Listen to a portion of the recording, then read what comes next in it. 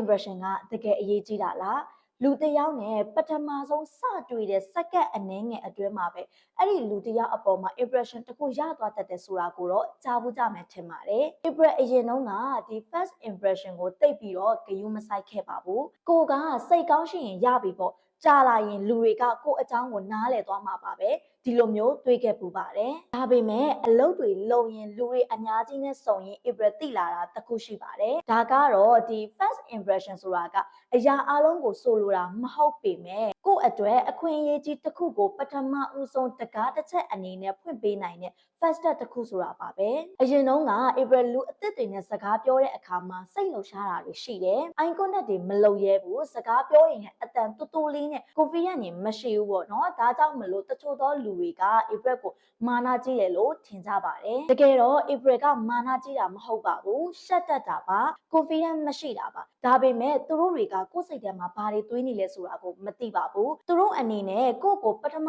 ဦးဆုံးမြင်လိုက်တဲ့ပုံစံပေါ်မှာမူတည်ပြီးတော့ကိုယ့်အတွက် impression တစ်ခုရသွားတာပါ။ first impression ဆိုတာကရုပ်ရည်လှခြင်းမလှခြင်းနဲ့ဆုံးဖြတ်တာမဟုတ်သလို first impression ကောင်းမွန်ဖို့အတွက်လည်း brand တွေဝတ်နေစရာမလိုပါဘူး။ April ကိုယ်တိုင်ဒီလိုမျိုးလူအသစ်တွေနဲ့တွေ့တဲ့အခါမှာ first impression ကောင်းမှုအတွက်အထူး view ဆိုင်တဲ့အချက်လေး၃ချက်ရှိပါတယ်။ပထမတစ်ခုကတော့ပြုံးပါ။တခါတလေဒီလိုမျိုးပြုံးလိုက်ခြင်းကလူတစ်ယောက်ကိုကိုကဖော်ရွှေပါတယ်ဆိုတဲ့ feeling တစ်ခုအနေနဲ့ပြီးစွမ်းနိုင်ပါတယ်။နံပါတ်2အချက်ကတော့ eye contact ပါ။မျက်လုံးချင်းဆောင်ပြီးတော့စကားပြောတဲ့အခါမျိုးတွေမှာကိုက confidence ရှိပါတယ်ဆိုတဲ့ impression တစ်ခုကိုပေးလိုက်နိုင်ပါတယ်။နံပါတ်3အချက်ကတော့ကိုယ့်ရဲ့အတန်အနေထားပါ။အတန်ကအရင်ကြီးကျယ်စရာမလိုသလိုတိုးနေဖို့လည်းမလိုအပ်ပါဘူး။ကြည်လင်တဲ့အတန်သုံးတစ်ခုနဲ့ပြောပြနိုင်မယ်ဆိုရင်ရပါပြီ။အခုဒီဗီဒီယိုမှာ April ပြောချင်တာကဒီ first impression ဆိုတာကအရာအလုံးကိုဆိုလိုခြင်းတော့မဟုတ်ပါဘူး။ဒါပေမဲ့အလုပ်အခွင့်အရေးပဲဖြစ်ဖြစ် friendship ပဲဖြစ်ဖြစ် relationship တစ်ခုစတင်ဖို့ပဲဖြစ်ဖြစ်ဒီ